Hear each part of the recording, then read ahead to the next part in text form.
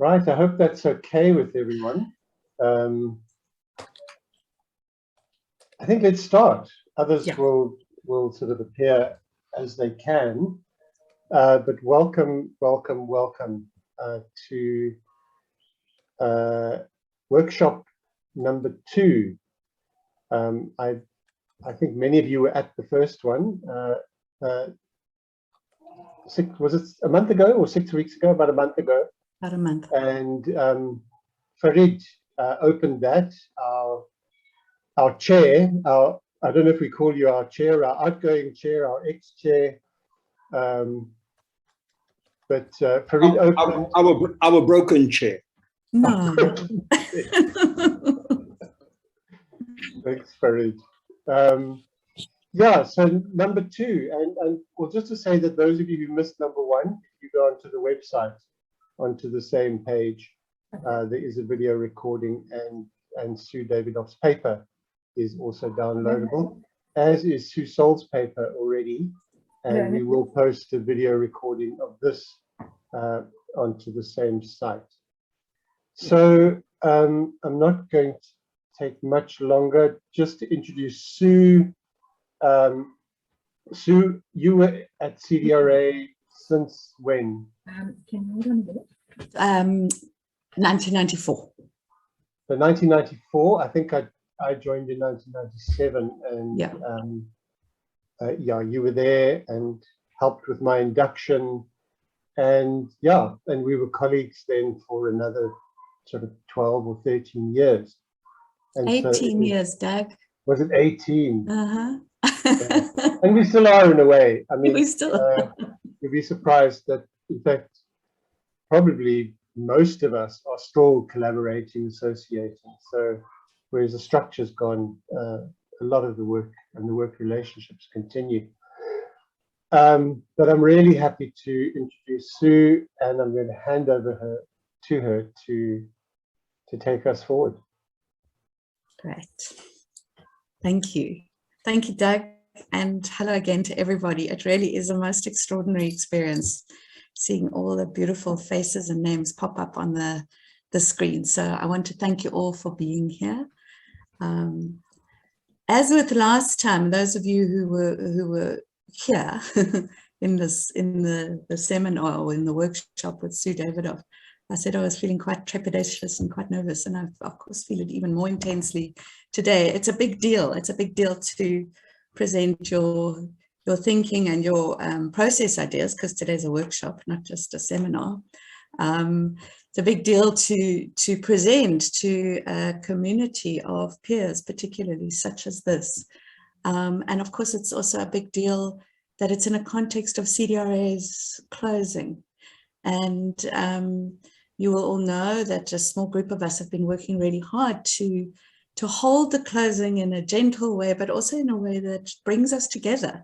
And quite a few colleagues have commented to me in the last few weeks about how remarkable it is that as this organization dies, so something quite beautiful is come to life, and particularly in these spaces that we're in. So I've had a few apologies. There's some people who are not here. I won't mention the names, but I do want to just make comment about one person who's not here. And for those of you who've managed to read my paper, you'll know why, and that's Kaplan.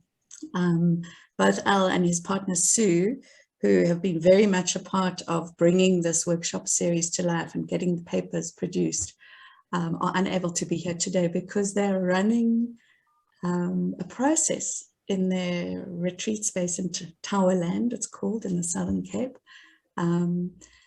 And it's one of the very first in-person things they've managed to do in the last 20 months. So it's a big deal. And they'd thought of bringing the group into the workshop. And then they realized it was such a hard one in-person space, they couldn't. And it's really, you know, the fact that Al would have been here was tremendously significant for me. And it's significant that he's not here because he is such a big part of my story. But what makes it not just okay, but absolutely fantastic that he's not here, is that the program that he's running is a 4-week modular course run over a period of a year, just like the one that I first went on that changed my life. And one of the participants on the course is my son, Benjamin, who has developed an interest in reflective social practice. And so they're not here today, but they're doing what I think they should do and what we should all be doing. So it's quite wonderful in a way that Elle's not here, that Sue's not here, that Benji's not here. And it's especially wonderful that we're all here. So they're going to watch the video.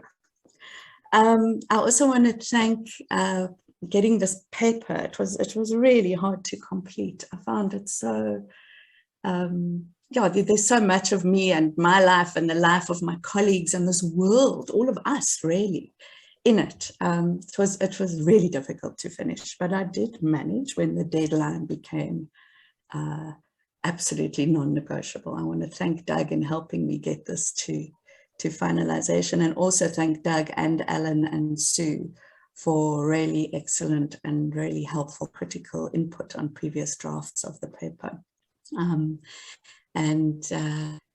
It's interesting, you know, Cdra was founded at a time where there was much wrong in the world and where there was a need to do good work with good people. And Doug, I found, he offered some really helpful phrases and words that helped to foreground the extent to which Cdra was founded as a contribution towards, you know, in the fight for social justice. So yeah, just to thank Doug and Sue and Alan for that input.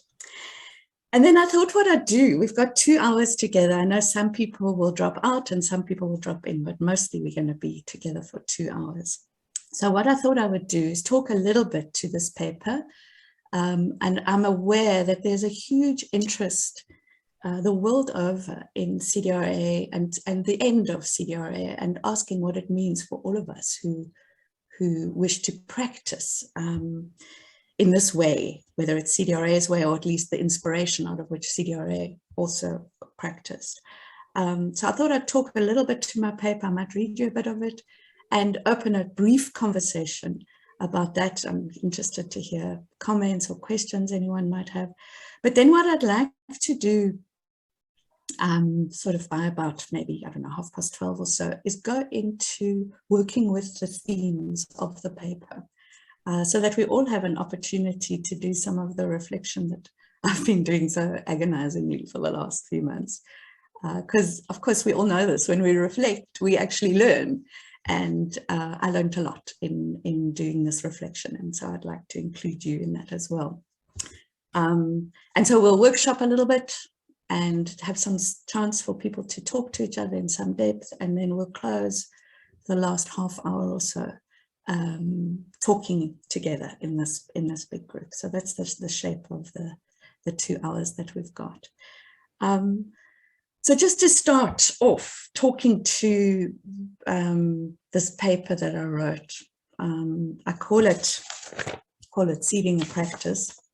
The idea of seeding is very strong, you know, this idea, even as Cdra dies, something else is coming to life. But what I realized, I learned as I wrote this paper, was how strong it is for me that in social practice, I was going to say those of us who engage, I mean, I suppose all human beings engage in social practice, but those of us who engage intentionally, perhaps professionally or as activists, the extent to which we are always both producers of context and produced by context. So this interaction of us as little human beings in context of this big dramatic world really came home to me. And in the course of writing the paper, I laid to rest some of the dilemmas and grappling I've done over the years about Cdra's trajectory, the paths it took, and its ultimate ending, and came to a really clear understanding that Cdra was so much a product of its times. It drew people to it who themselves in some way wanted what Cdra was already offering, and then we were in turn able to give greater expression to that. But as the times have moved, so the Cdra that was itself sort of became, you know, I guess the word for using the seed analogy, a bit of a husk. And so it has fallen away. And I guess where I came to is that's okay. And particularly when I look at all of us, even here today, what the people, the inspiration, the expressions that this ending has drawn to itself, I feel, yeah, that really is okay, that we are all just products of and producers of our time. And Cdra was one great big manifestation of that essential dynamic. So I'm going to read to you a little bit from my paper. Those who've read it will be familiar and might be a bit boring. Those who haven't, it will give you some flavor of the way in which I tried to tell the story. And it's the first sort of near page. It's August 1989, and I'm driving my noisy Volkswagen Beetle down the M2 highway towards an unknown destination. My boss has suggested I join a residential course on organization, and I'm breathless with anxiety. It's the first time I've ever driven so far on my own, and the first time I've attended an event without the comforting presence of even one friend or comrade, one of whom is here today. Comforting presence. I'm 22 years old and 8 months into my first job, and each minute that passes takes me further into the new. South Africa is some years into a state of emergency. The uprising continues unabated, and while there have been rumors of change and even talks with Mandela, who has been moved out of the cells to live in a house on prison grounds, violent repression of resistance continues. For activists in employment, much of our work happens through service organizations. These are small-scale focused initiatives that are largely locally based, often linked to the churches, and funded through international solidarity funding, some of whom are here today as well. They seek to meet welfare needs of Black South Africans or offer technical services, while simultaneously providing associative space and surreptitious resources from which to organize and make common cause. In a month's time, a peaceful march in Cape Town will be broken up violently, and a week after that, a massive march will take the city unmolested. It will be a triumph of peaceful people's power and remembered as a turning point in the struggle against apartheid. 3 months later, the Berlin Wall will begin its fall, heralding the end of the Cold War. Banks will foreclose on apartheid debt, and by February 1990, the unthinkable will have happened. The release of all political prisoners, unbanning of the liberation movements, and the beginning of South Africa's contested and violent 4-year interregnum towards the end of apartheid. But none of this is known when I arrive at lunchtime at the training center, which is a church-owned retreat in a semi-rural diocese, and many people here will remember that place. It is peaceful, comfortable, and modest. One building houses the dining room, and participants of all ages and races, activists from service organizations all over South Africa, and even a few from the Southern African region, are laughing and chatting as they go in for their lunch. It's a mixed age, mixed race group, friendly and relaxed with a sense of common cause. The other building has a row of single rooms with shared bathrooms and a payphone at the end of the corridor. Attached to the bedroom wing is a large training room. It has comfortable chairs, a warm rug at its center, flip chart boards at the front, and a couch in the corner. Light streams through its open French doors and windows. I enter this room to greet Alan Kaplan of Cdra. He, along with Hamo Hammond, will be running the course called Facilitating Organization Development. It is an initiative that by its closure 10 years later will have trained hundreds of people across Southern Africa in a humanist and developmental approach to organization and community development, one that stretches across the Southern African region and lives in the aspirations and practices of hundreds of people, even decades later. Alan turns from the flip chart board where he is writing up material, greets me, and directs me to the dining room. I head off, steeling myself to meet the others, all of whom are older than me and braver. In this very moment, my tiny life, so carried and shaped by these massive historical forces, is changing further, changing towards a meeting with something that lives already inside of me. I'll stop that there. And just, yeah, for 10 minutes or so, just invite any comments, questions, similar reflections. I'm well aware that many of you listening will be taken back to those times and your own experience of those times. Yeah, so would anybody like to make any comments, any elaborations, share something even of your own experience of those times and how it is to be so forged by history, I guess. Yeah. Anybody? Thanks, Hilda.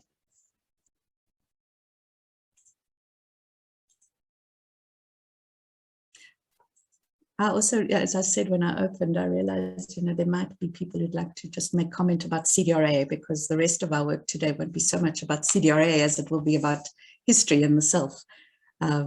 Yeah, so if anybody would like to say anything about Cdra, you're most welcome as well.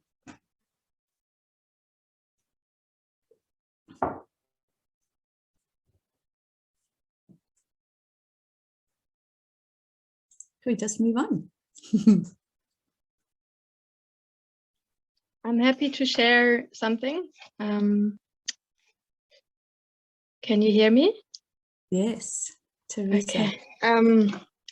I just walked a bit whilst listening to you. And it was so lovely, so picturesque, and I could so lovely how I can imagine how it must have been like. And I wasn't there, obviously, and I'm from Germany, and I love how you started with the context and how we are part of the context and we are in the context, and that shapes us. And I'm just touched by I don't know Cdra much, but I can feel what it must have been. And in the current context that I'm in, trying to figure out practices and how to figure out how to have this like human centered approach, and like a peace building intention and approach of trying to figure things out all the time in the moment. It's interesting that these things are always occurring, and you always need to figure things out in every single moment. And I would love to learn more about Cdra and about the learnings that you had, and I can just pick up a little bit of that. But thank you so much for sharing such personal things, and also the quotes that you put into your essay are really lovely, and so nice to see some German quotes in between and to see that connection. Thank you so much. Thanks, Teresa. Yeah, there's a strong German connection, isn't there, with this tradition? And also, Teresa, you being a strong connection with that solidarity from the post-war European countries that I speak about, and then I lament the loss of. In fact, it's not completely gone. Nothing is ever completely gone, is it? And your presence here and our collaboration with the mother is a living testament to that. So thank you. Yeah. Thank you. Sue, could I say something? Hi, Keith. Yeah. Hi, morning. What I find fascinating about your story is the innocence and gullibility with which we walk to our fundamental destiny. It's like you're innocent, you don't know, you can't have a sense of something, and you walk into a huge transformation of your whole life and connections with people, but we do it in a way that we blind to the implications of our actions. And it's such a beautiful picture of how the world works in an invisible way to help guide us and bring us to what we need. And you really captured that sense of that we do every day, and all of us do it, is that we kind of walk into situations that somewhere we've prepared for ourselves, but lead to such a big event in our lives without realizing it. And just the innocence that, Thank you, that Keith. we In fact, live there's as another human beings. Yeah. Yeah, you bring back another moment. I mean, this is so vividly remembered for me, this whole period where my boss, who was also one of the people who was very sad not to come today, but he's going to be also watching the video, my first boss. I remember he put his desk, my desk next to his so I could learn from him. And Cdra had sent the invitation to the directors, because that's good practice, right? That you get the bosses of your clients onto your courses, because you want to train your clients in the method. So the directors were invited, and he said, I remember he said, Susie, I don't have time to go to this. Don't you want to go? And he took the paper and he passed it to me. And I took it from him. I said, oh, okay, of course. Okay, I'll go on the course. And there it was. Yeah. So thanks, Keith. Catherine. You're on mute though. Oh, that's the mantra of Zoom, isn't it? Just if this is the last opportunity to say something about CDRA, then I want to not say, really. I mean, okay. I just wanted to say that it was at CDRA that through the CDRA processes, that I really came to understand more and more what it is to have a practice. But I do remember that at the time that I first encountered CDRA was at the OD event, which was a very wonderful rhythm for 10 years. And I was part of an organization called OLIVE, Organization Development and Training. And the first time that I got to come to the OD event, which was really for experienced practitioners who already had a sense of their practice, was really feeling like I'd gotten under the back of the tent, because our director, Davine Thor, she motivated strongly for young practitioners who had this impulse maybe inside them, but hadn't quite articulated it yet. So I wanted to say thank you to CDRA for the generosity to let Olive be a part of that process too, in that way. But if this isn't the last opportunity to talk about CDRA, then I'll stop there. Thanks, Kath. Sorry, I didn't mean to say we're not allowed to talk about CDRA, but I'm also interested in us talking about our practices always. John, I see your hand.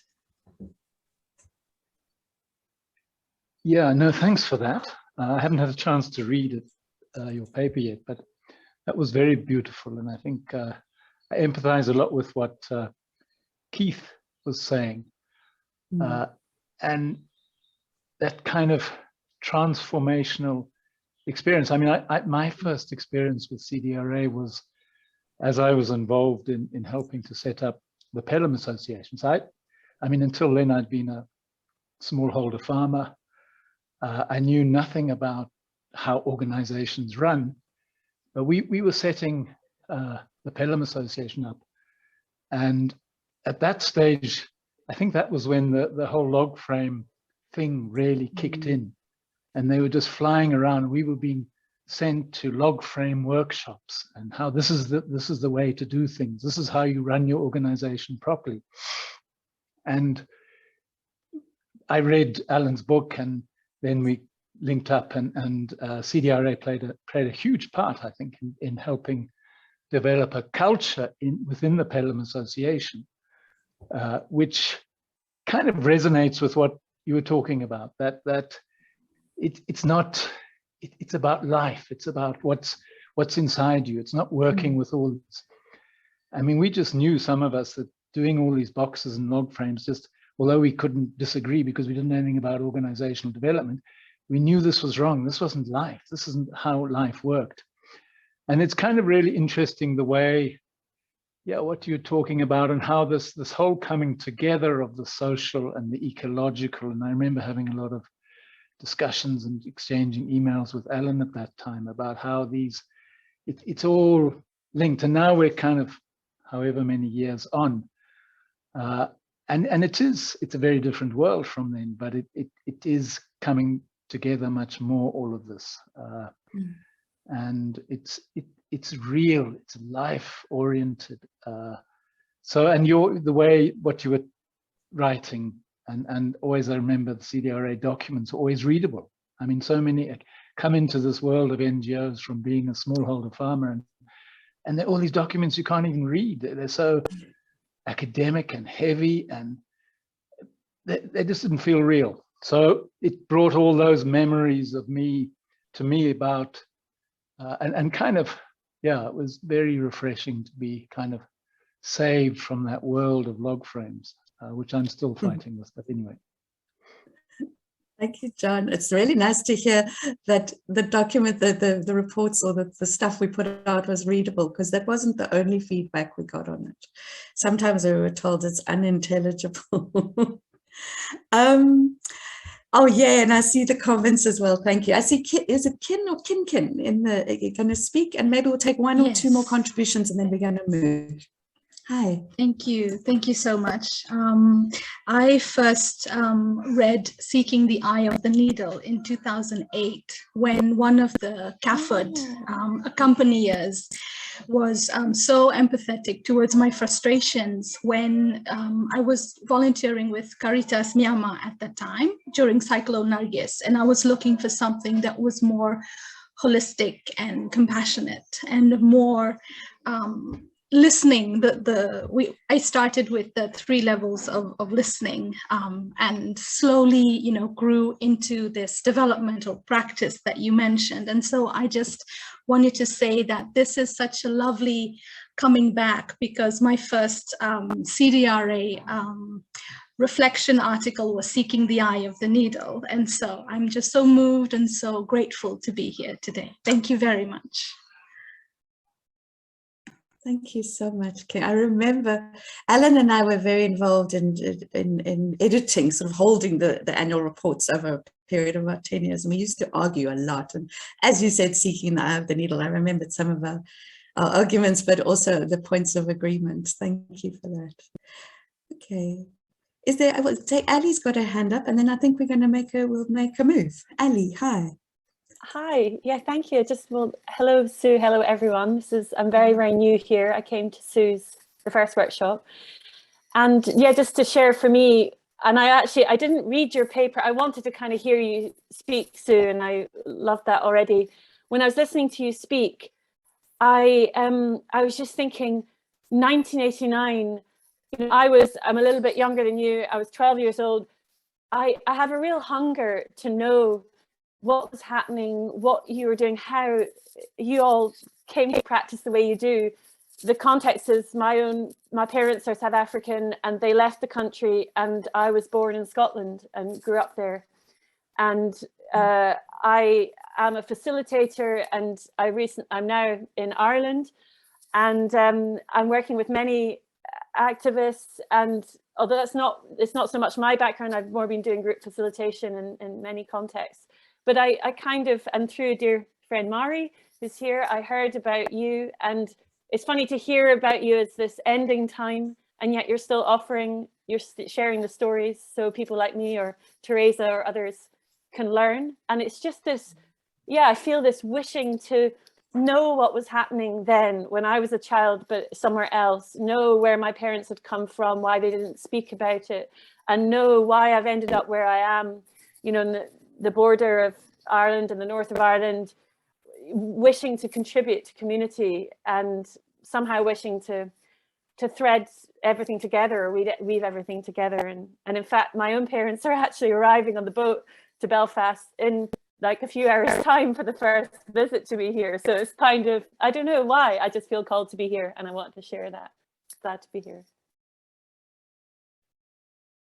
Gosh, that's really inspiring. Thank you, Ali. That's exactly why, kind of coming through my, I guess, grieving for CDRA and being able to move with it as I was writing this paper, I came to this place of real hopefulness at the end, because I had to think, and I see there are a few others here as well, younger practitioners that I'm so fortunate to work with sometimes, or to meet, or to read about, or to learn about, and just knowing that, yes, this organization is gone, but the hunger for it, or the hunger for the kind of space that it held has not gone. And we can do it. I had a conversation with Keith as I was trying to finish up, and he reminded me of that, that we can look for these spaces outside of ourselves, but ultimately we make them inside of ourselves. And then we grab the resources wherever we can, old annual reports, new stuff that's been written, new encounters. I mean, the big thing for me is to associate. So even as closing, for me, it's this conversation that is the living part of the closing. Then we can archive things and produce stuff, but it's as long as we're associating that we're doing the work. Yeah. I do see Liz's hand. So Liz, if you can give us a quick contribution, then I'm going to ask that we move, because I think we're getting into, into that space of looking at what this asks of us.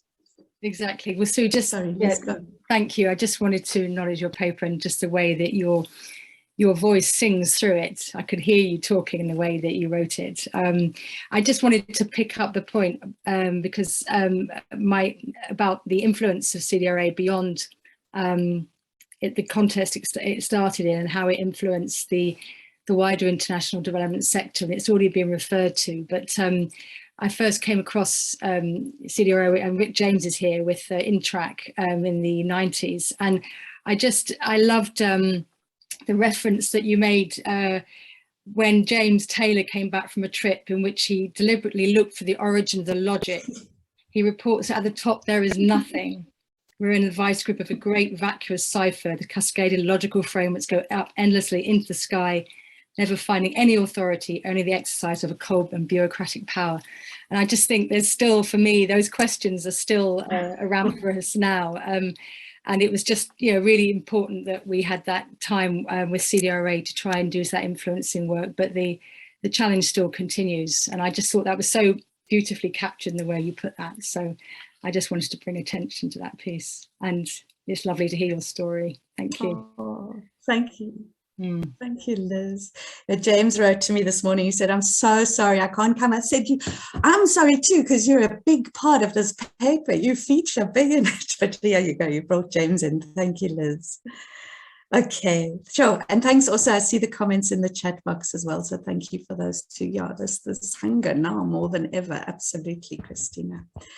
I'm going to ask that we do a little change in mode, but hopefully still working with the material that I've produced, but really this thing that this hunger. Let's do a bit of this practice together now.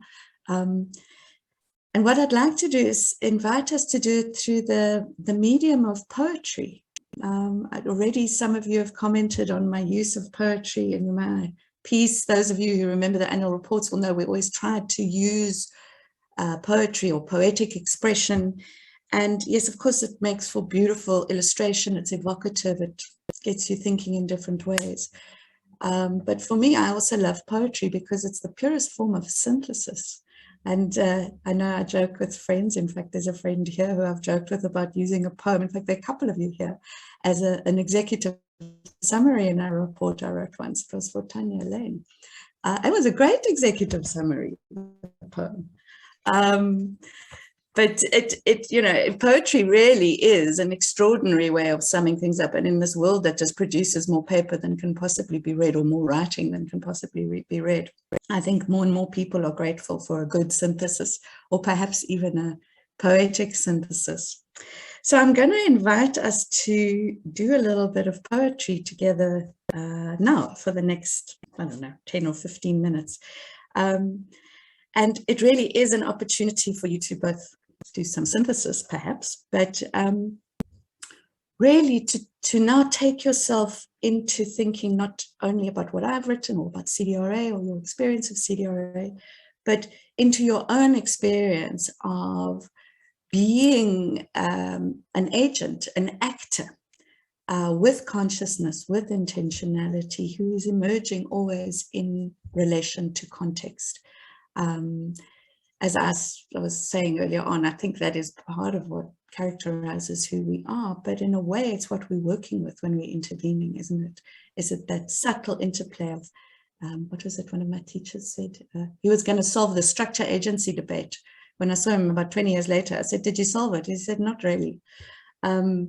But yeah, you know, we're interacting always with context, with structure, and yet we have agency, yet we have voice as individuals, as collectives, as associatives. So I'm going to ask you to think a little bit about your own relationship to context and your agency in context. So I'm just turning the page on my thing because I've actually got some stuff written down. Sorry, there you are. There's the chat box. There we go. So I'm going to ask you to get a pen and paper. I mean, if it's too much of a schlep, don't worry, you can do it as a thinking exercise, but it is nice to write. So either pen and paper, or even open up a page on your computer. And I'm going to get us into a little bit of reflection using writing and then maybe even a little bit of poetry. And so the first thing I'm going to ask us to do, and many of you will be familiar with this, is some free writing. And what it involves is I'm going to give us a little prompt, a phrase that you can write down, and then I'm inviting you just to keep writing. So it's a technique for getting your stream of consciousness down on paper, because often that's where the real insights lie. It's in that stuff that sort of lurks around in our feelings and in our subconscious. And then when we think we have to write, we think, okay, now I've got to write. I've got to find out, I've got to write down what I think. And then we find we don't think anything, or we think terrible, boring things, or you know, just the most minimum things. So how do we get out of ourselves what's really happening, the fullness of our experience? And free writing is a brilliant way of doing that. So I'm going to ask you to, hopefully you've got your pen and paper or your computer ready. I'm going to make sure this goes to everyone. And here's my little definition of free writing going into the chat box. So get your pen ready. Don't lift it once I've given you the prompt, and I'm going to give us 2 sets of prompts. So we're only going to do free writing for about 5 or 6 minutes. But it'll give you some space to jot down some of the thoughts that I'm pretty sure will be going around in your head already. And I'll hold the time. So here's the first prompt. I'm going to give it to you. And if you could start writing, I'll give you a bit of a warning when it's over. So think over a year in your life that was especially significant. Choose your year. I chose 1989 to start my paper, and you'll see it carries on into a few other years. And then write down in that year, or perhaps whatever year it is, in 96 or 2001, in that year, I remember that in the world around me, and just start writing. And I'm going to give us a shout in about 2 minutes to say the time is nearly up. I remember that in the world around me.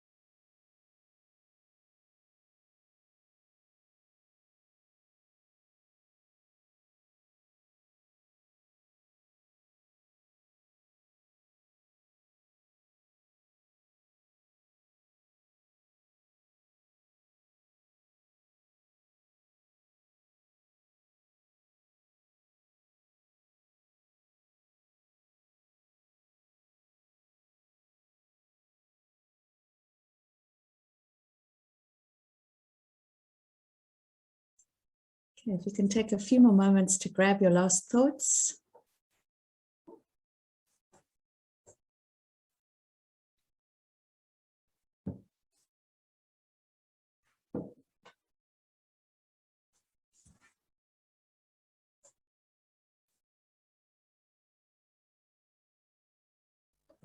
Okay, and if you can put a full stop on that one for now.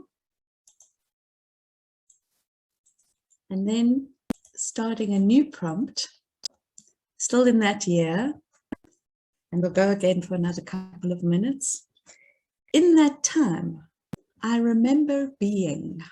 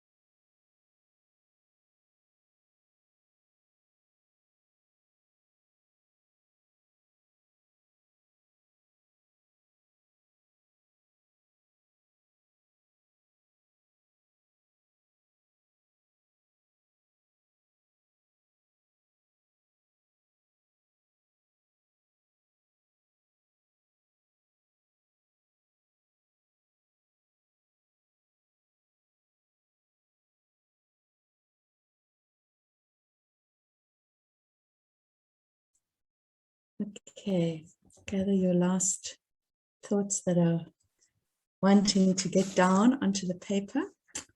And then we'll work a little bit with the reflections.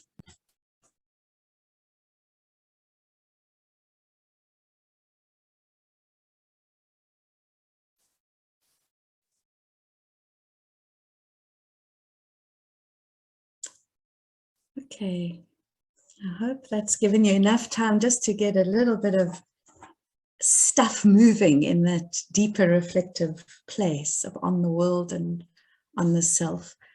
And what we're going to do now is talk a little bit more about how to work with this reflective material. And give you a bit of time to do that. And then Dag is going to set us up into small groups of 3 where we can share. And you can share your reflections or not, it's up to you. You can share the little synthesis that you come to of it, it's up to you. Or you can just talk about what's coming up for you out of this conversation. As I said, mindful of it, the context of Cdra's closing, but also now hopefully a conversation about reflective practice and the different ways of doing it and what comes up for us when we try to reflect systematically on our world and on ourselves. So the form I want to suggest we work with, though, just to take the synthesis a bit further, is the haiku. And I know many people will be familiar with the poem form of the haiku. It's not that ancient. It's actually a Japanese poem form that comes from ancient Japanese poem forms and sort of, I think it became a synthesis of a synthesis. But it's many people are very familiar with it. I'll just put that in the chat box. It's a 3-line poem The first line has 5 syllables, the second line has 7 syllables, and the third line has 5 syllables. It's in many ways the ultimate synthesis, isn't it? But there are other elements of a haiku that help to make it strong. It involves a certain amount of direct observation, best to refer to phenomena, things you've actually seen or encountered, often nature.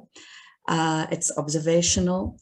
And then this thing of a haiku being involving juxtaposition is interesting for me, given the topic of my paper.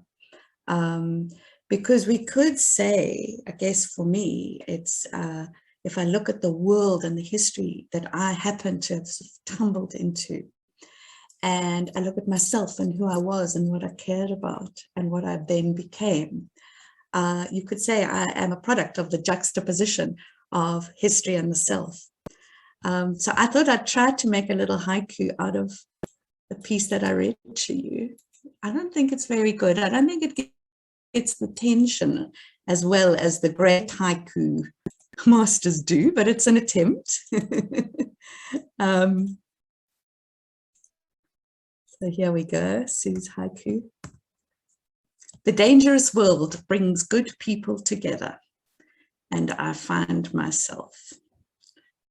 And that took all of about 30 seconds to write. I just had to think hard. You know, that thing of just thinking, what am I really trying to say in these 3 little lines I'm giving? What's the essence of what I think that one page was that I read to you? So there's an example of an attempt to work with the juxtaposition that haiku invites. And I'm going to ask Doug to play us a little bit of music for about 5 minutes and leave you with your reflections. You might want to carry on free writing. You might want to play with creating a haiku. I'm not going to ask everyone to report back, so there's no obligation. You don't have to share it with anyone, but it's just a little space to work with it, to work with your reflections on the year that you've been working with, and to put it together a little bit more, to find some essence in it. You might also want to grab a cup of tea or use the bathroom. And after about 5 minutes, we'll come back together in the plenary by when we'll be ready to go into small groups to share a little bit more. But for now, work more with your reflections. See if you want to make a haiku, play around with that. And we'll see you in about 5 minutes.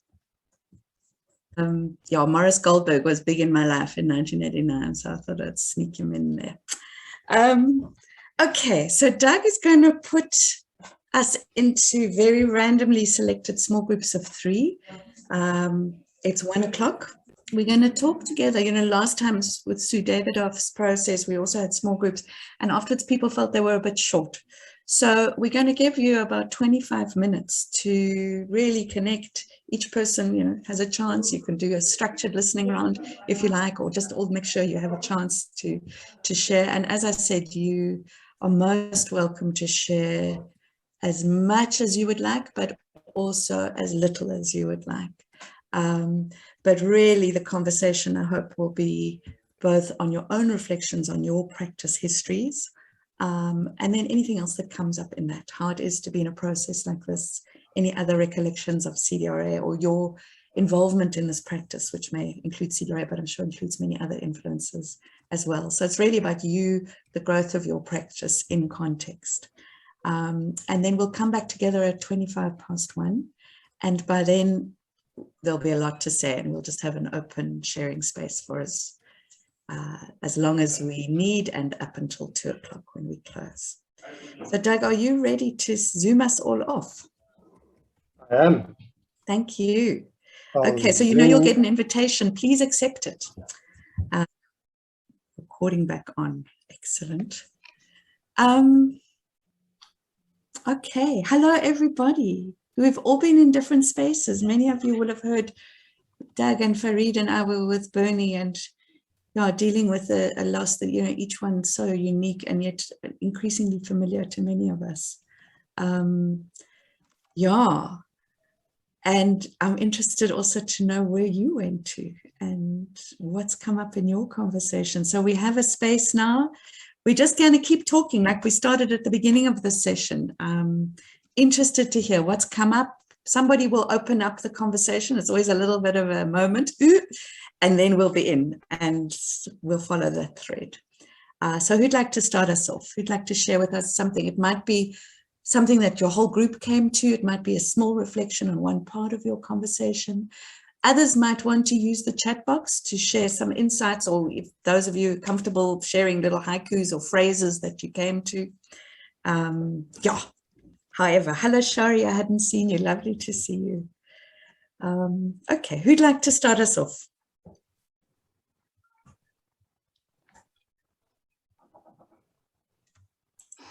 Well, just to get words flowing.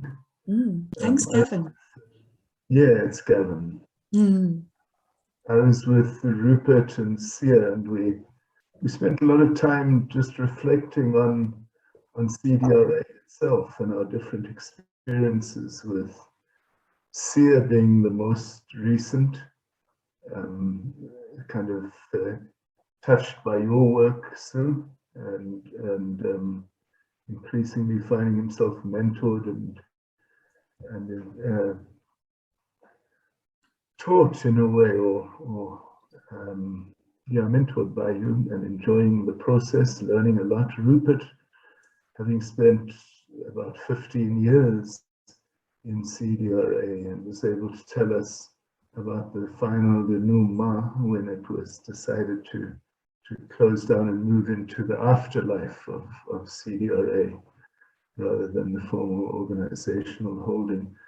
And I reflected about coming across Cdra when I was in Botswana in the 1980s, and how it changed our world so substantially. And then we reminisced a little bit about retreats at McGregor and this extraordinary fellowship that happens when practitioners share very deeply with each other. And so I suppose our conversation was a little bit of a celebration rather than leading to a particular point. It was celebrating the continuation of Cdra by other means, I suppose. So yeah, that's really where we went. I don't know if there's much from that to give back, except that even in the small group, there was that feeling of that sharing that I associate with Cdra, the deep sharing from the heart, and the sort of joy that comes from that, satisfaction that comes from that. So that's where we went. I don't know if it's interesting for anyone. Wonderful. Thank you, Gavin. Yeah, that's an amazing, you got the full range of all the generations of Cdra people in your group. That's fantastic. Thank you. And thank you, Shari, for sharing so beautifully in the chat box as well. Anything prompted for who would like to pick up on the thread that Gavin and his group have opened up?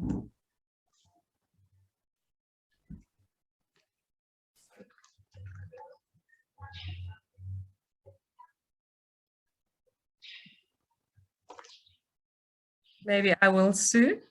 Thanks, Liz.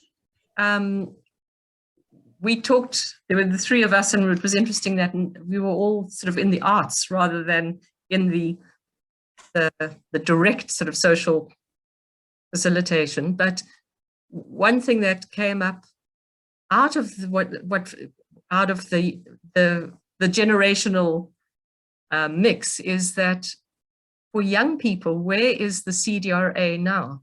Where, in the whole, at least, of the kind of practice, what was so valuable to me coming into working with Cdra and getting the benefit of being trained at the same time was these courses, these facilitation development, the fellowships, that intentional working, and learning the practice of reflective practice. And so there's something foundational there that it provided.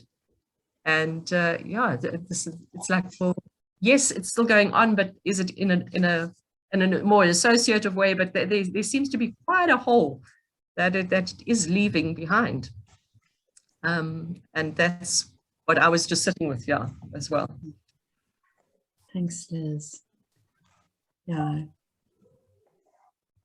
It's interesting in our small group we ended up being a small group, Bernie, Doug, Farid and I, and talking about loss, and initially talking about the loss of CDRA. And so, and this phrase that I learned from one of our great teachers, Mario van Buschhouten, was, to the extent that you miss a person or miss an organization, those qualities are still with you.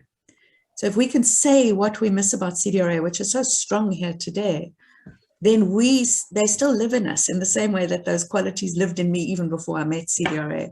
So how do we work with that in this world that is, you know, we don't have those beautiful funded programs. I mean, I think about the fellowship Al and I ran. It involved 12 weeks of residential contact time. I mean, that's just mad, right?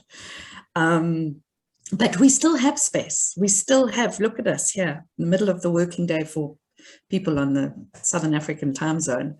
We're spending time together. So how do we hold our spaces in what now gives us, which is not a lot of money, but a lot of need and goodwill, I think.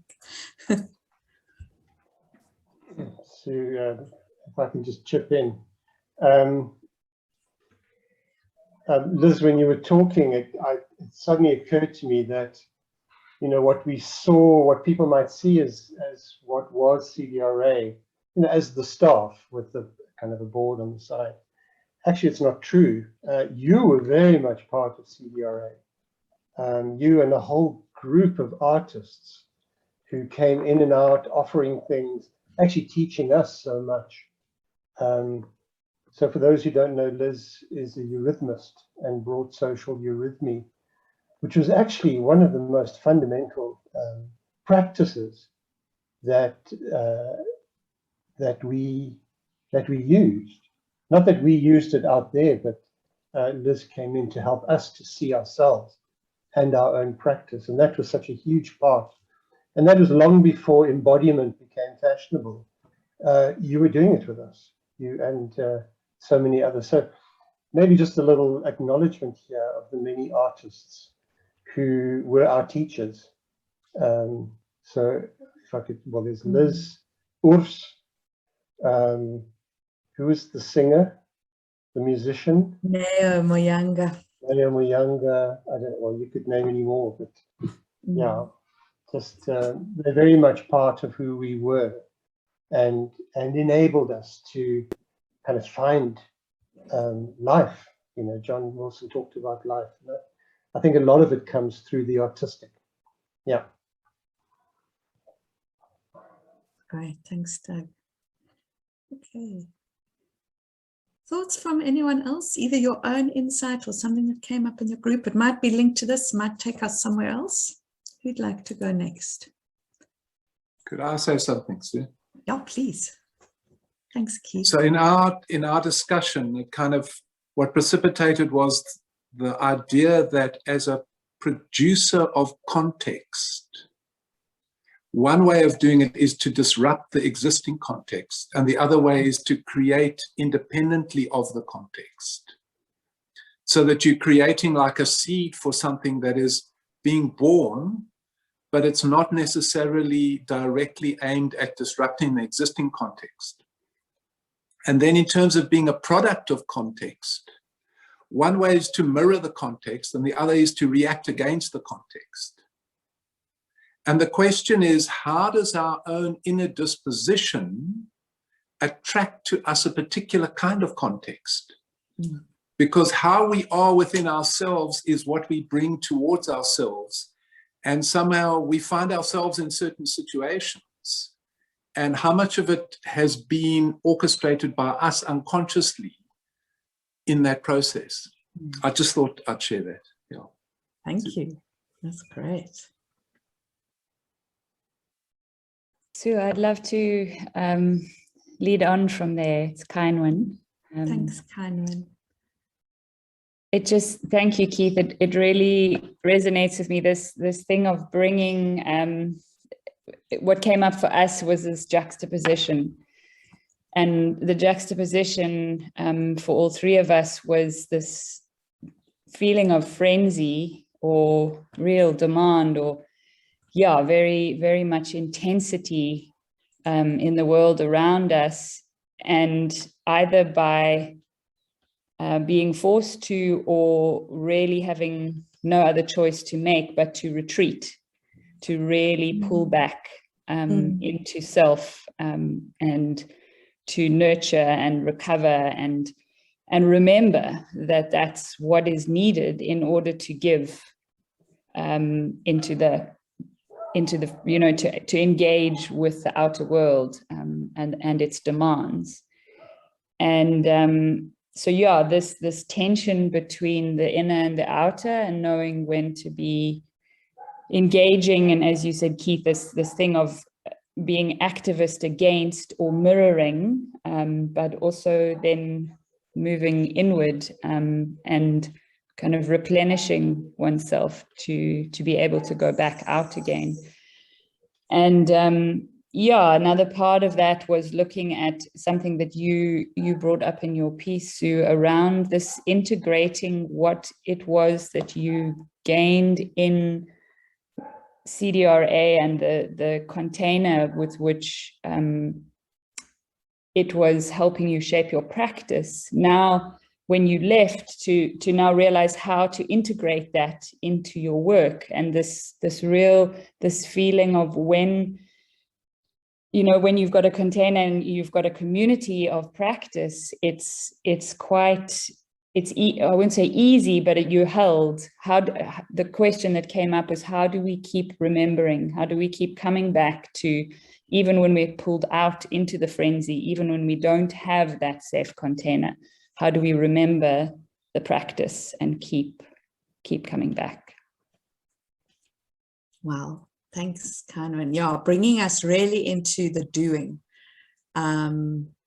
That's strong for me. There was a moment when I was finishing up the paper and I got this thing and I wrote small disciplines and I put a hyphen between them, and then word correction thing said, no, you can't hyphenate that. So I unhyphenated, but I regret it, because actually it is these small disciplines. It's one thing. How do we do these small disciplines in this world that's it will distract us all the time. So we have to have a commitment to something else as well. Yeah.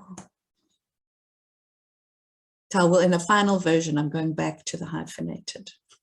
Micro practices, yes, Liz.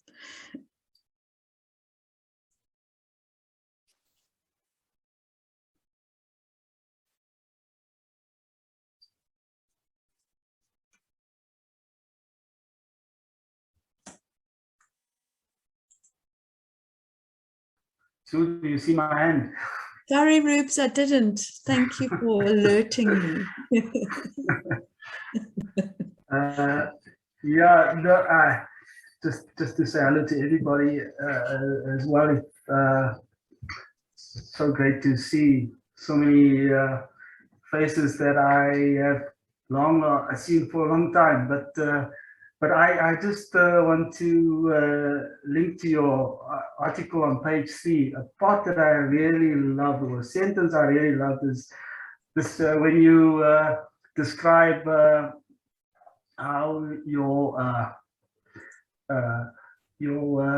teacher, your philosophy teacher, when I don't know if it was a he or she, but anyway, once the news came out that you were joining Cdra, he said you were selling out to managerialism. I mean that brought a little smile and a slight laugh when I read, and I'm just wondering to what extent that kind of agency which you had at the time. I mean, you were calling, you were answering a call to something, which was quite, it was quite a central question. I think that you were holding for a long time, because you also said here that, in a sense, when you came to Cdra, you were sort of connecting with something that was already inside you. as well. And I, you know, it sort of resonates with me because I actually came into CDRA from the bureaucracy. I was in the education department in the sort of a district management level, so not in the school, but I was in that world of managerialism, and then and somehow, you know, also linked to what Keith also says, how you somehow just blunder your way into something without even knowing what you're getting yourself into, but then somehow it connects with something quite deeply within you, a kind of question that becomes answered. So I suppose want to link that to a question that we still sit with around, you know what? Yeah, what I mean, organizations are probably the most fundamental creation that us as human beings are able to create, in a sense. It's what sets us apart from anything else alive in this world. And you know, but we still somehow challenged as to what kind of organization we need for this time. And certainly it's you know, CDRA was not about managerialism, but we still, I mean, it provided an answer during that time, but it was, CDRA was a product of its time. But I'm not sure what kind of product, what we need now, because this question is still there. It's, you know, we still, as humanity, we're still trying to find the right organization for our time. And yeah, that's, you know, the kind of activism, you know, the kind of way in which our organizations can bring about the change that we need. So I'm just okay. So can I come in with a response? Can I come in with a response there, Rupert? Because I think you're raising something that's, we circled in CDRA, we circle in the closing of CDRA, and I know as a community of practitioners we all circle. I think it's really important, and I couldn't go there in my paper because it was just too hard, or I don't know why I didn't, but it was there.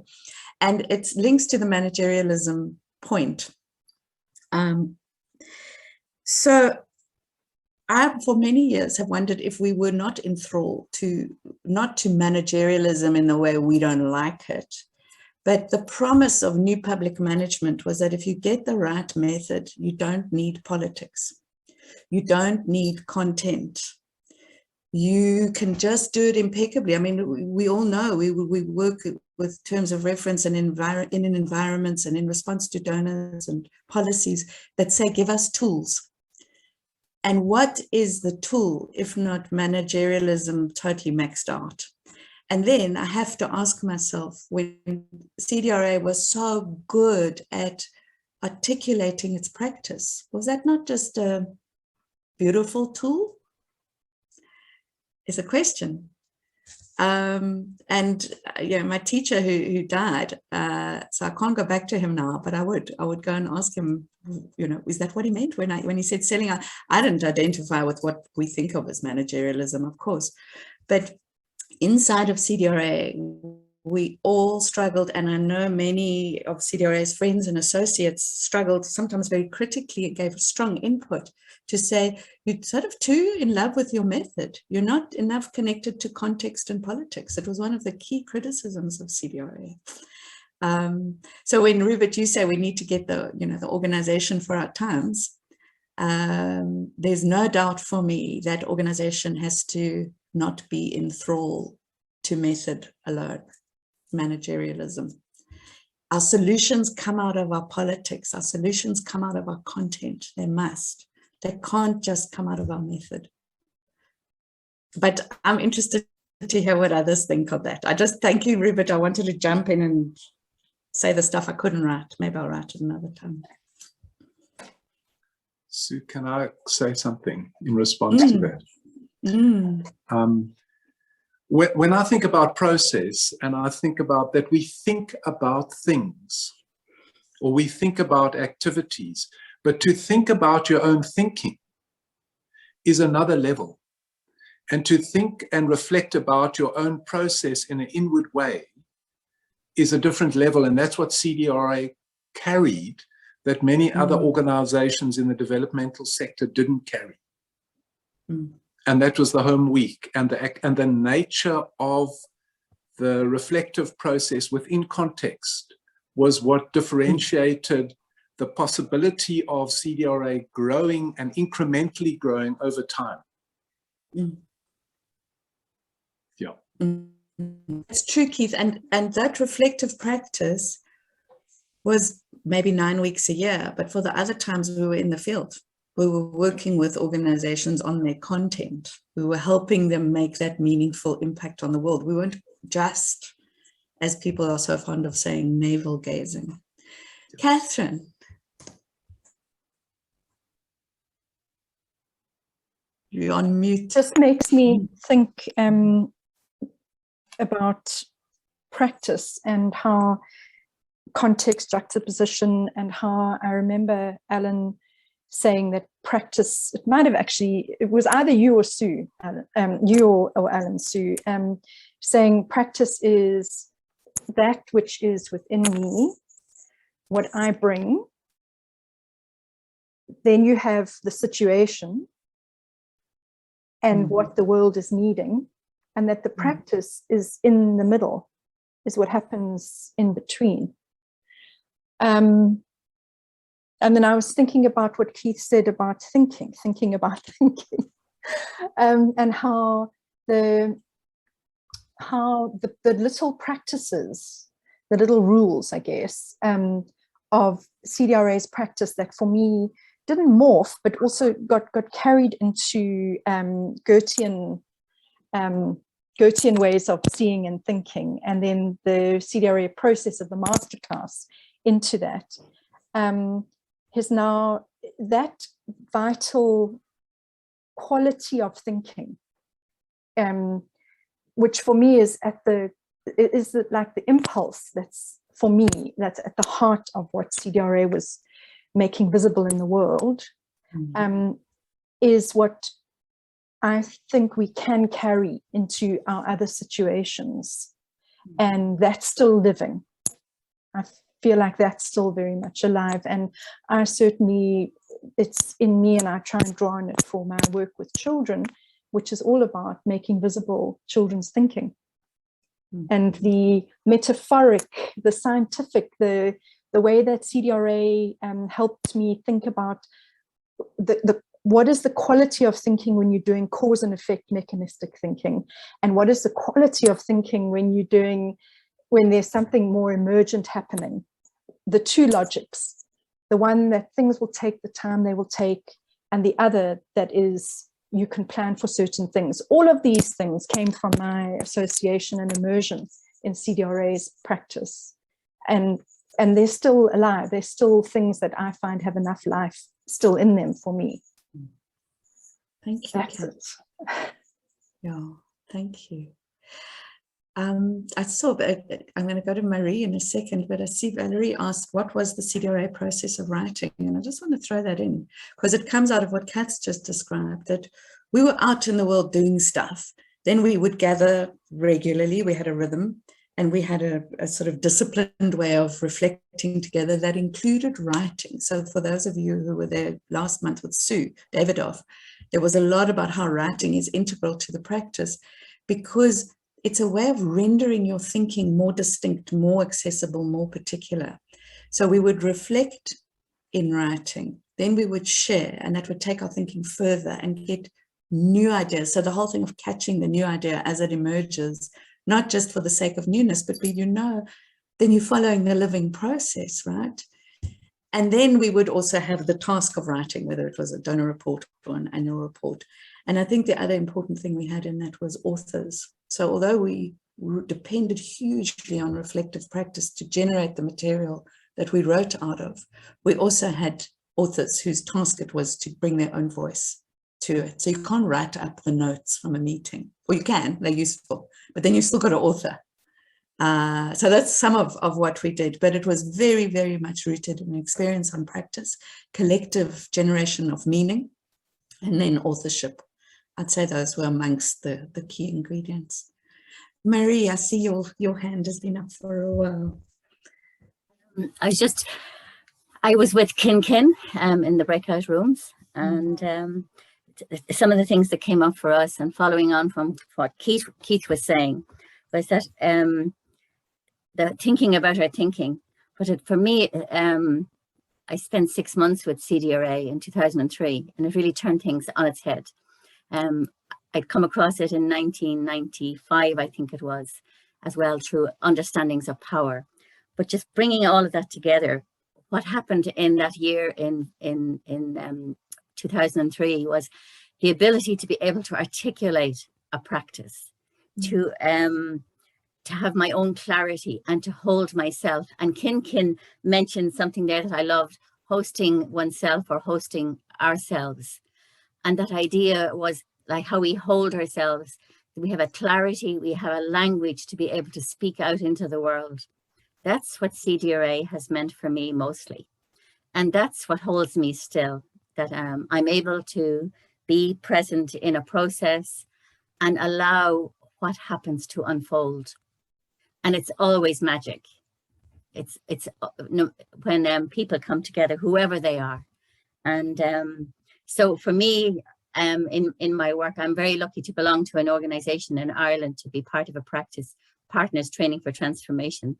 It's probably the only organization that I found is similar to Cdra in its way. So lucky to have that. I really think we do need something that holds us as practitioners, as people who are holding a space in a world that is coming down really heavy. I don't know whether it's bureaucracy, managerialism, the whole neoliberal economic thinking, that the global power, but having a community of practice is really important, and having a language to be able to articulate and speak back, or one of the sayings of Cdra, speaking truth to power.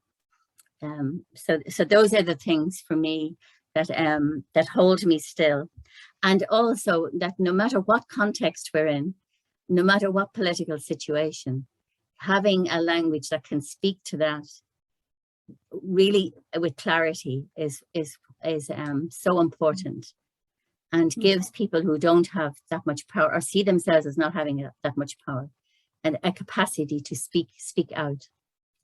So voice. Thanks. I guess one of the other things that Kinton we talked about was that whole thing, that we are holding in a messy world, messy lives. Whenever we're in a room with people, there's so much going on that's so much more than the people that we see in the room. There's holding all of that together. So being able to have clarity within that is really important. So thanks for today, Sue. Thanks, Mary, and thanks for bringing voice back in. It's such a big part of it. I'm going to hand to Farid and then also say that will probably be our last contribution, because we're almost on 2 o'clock and I don't want to keep us beyond. I know it's tough. So Farid, please, share your thoughts and maybe bring us to a little bit of a close even would be great. Just throwing that in. Yeah, thank you very much, Sue. Sue, there was your reference to circling set me thinking about our what were we busy with, what are we busy with? And so on the one hand, and I don't mean to be semantic, but I think that we need to distinguish, or we do distinguish, between circling and going around in circles. And very often, I think, and I don't want to be defensive, but very often when we were accused of gazing, the assumption was that we were going around in circles and that our own navels were the objective around which the circle was rotating. But the reality is that we were circling and we weren't engaged in running around in circles. And there are 2 elements to the circling process I started thinking about. after hearing or during listening to you, Sue. The one is a circling that moves from the outer, and at every circle that it makes, it goes deeper into the inner. And so each one of us moves closer all the time in every circle to a discovery of our own core. But that core is also located in an ever-changing world. And so what is so we are circling closer and closer through the fact that every turn of the circle, it's also a learning and a reflective process. So the second turn doesn't find you exactly at the same space where the first turn found you. You've reflected, you've thought through it. What do we learn collectively, individually, personally? And so it is a struggle to circle closer and closer to the core of, and this is the difficulty, the core of our ever-shifting identities and ever-shifting cores. Because cores that are stagnant become completely rotten. Cores that don't grow are of little, but they may add to the biodegradable fuel of the earth and so on, but they don't give in a very limited way. I mean, every life, of course, contributes to life. So that's the one thing. And at the same time, this circling closer and closer to an ever-changing core also is a continuous spin into a larger and larger orbit. And that orbit is our socio-political reality that we continuously become more and more aware of. I mean, from women's rights, for example, we move on to the question of sexual identities and sexual minorities. And then from human rights, you begin to discover, gosh, you know, what a bloody mess we are in. The rights of our other companions with whom we share this cosmos, with whom we share this earth. And so you realize in some ways how short-sighted your human rights have been, because you're not taking cognizance of the rest of our companions in this, who share this, this home with us. And so the circle, our circling becomes bigger and bigger also. And of course, we become frightened when the circle becomes bigger and bigger. And we're seeking for a place to land, a place to hold. WTF? Why did Cdra go? Where is this anchor that we need as we're spinning? What the hell were you guys doing? What did you think you were doing when you closed this organization down? But in the end, I mean, and I may close on this note, you know,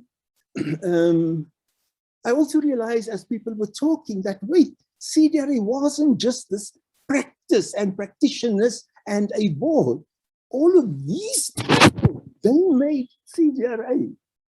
And so Cdra is alive, but it lives through us and it lives through our dreams. And I don't think that we should, I don't think that we should be so miserly in acknowledging our own role in the construction, not of the organization, but of the idea and the people that formed the entity. Yeah, thank you very much. I've rambled too much, but I've revealed my background. I am a preacher. We might have to have a 9th seminar on those circles, Farid. Thank you. And thank you, everybody, so much. I know we're going to be losing you fast as you go into 2 o'clock meeting. But Doug and I will send out some stuff on Home Week. Forgive us for not explaining that, or me. And our next session, Doug, is 2nd of, there we go, Living Bureaucracy in Dark Times by Tanya Lane, 2nd of December. It's a lucky packet, this workshop series. We don't know what we're going to get in each one, but we're going to get something cool. So I look forward to seeing many of you in December and to seeing Tanya and hearing Tanya's insights from practice into a bureaucracy. So thank you, everyone, and have a good rest of your day. Bye-bye. Thank Bye. you. Thanks, Bye-bye. everyone. Bye. Bye-bye. Thank you so much, Sue. Sue. Thank you all. Thank Bye. you. Oh, that was Tanya's voice. She's coming next. Yeah. Can't wait. Lovely to see you. Bye-bye. Bye. Thank you. Bye. Thank you so much. Bye-bye. Bye, Sue. Bye, Doug. Thank you. Bye-bye.